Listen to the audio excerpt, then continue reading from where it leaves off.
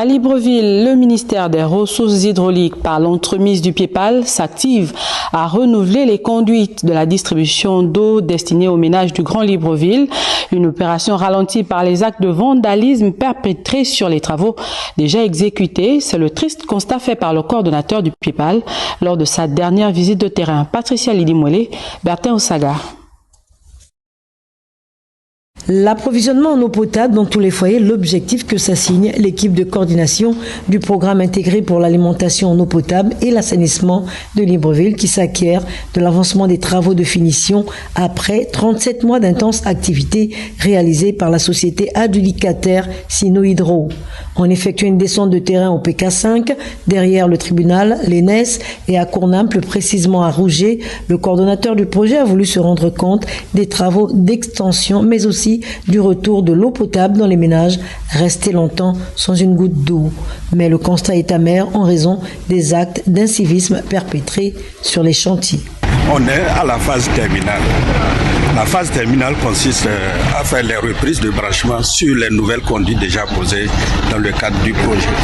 Mais malheureusement, après la pause de la réalisation de ces branchements, on constate qu'il y a eu du vandalisme. Comment expliquer ces actes de vandalisme, l'eau qui coule en permanence après les vols de matériel, quand on sait la difficulté d'approvisionnement du précieux liquide?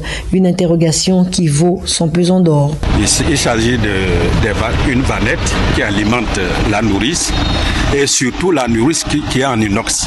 Parce que tout le monde, les gens prennent ça pour fondre et transformer ça en bague ou bien en collier.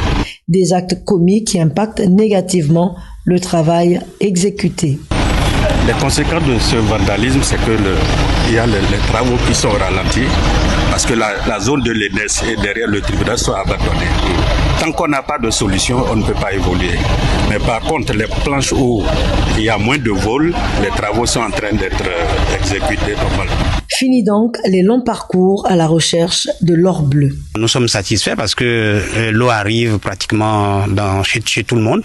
On est heureux aujourd'hui d'avoir eu cette grâce-là parce que avant c'était un peu la panique, on partait puiser de l'eau loin depuis la sortie là-bas. Mais sinon pour aujourd'hui, c'est une grâce, une joie. On remercie Sino-Hydro pour le privilège qu'ils nous accordent aujourd'hui.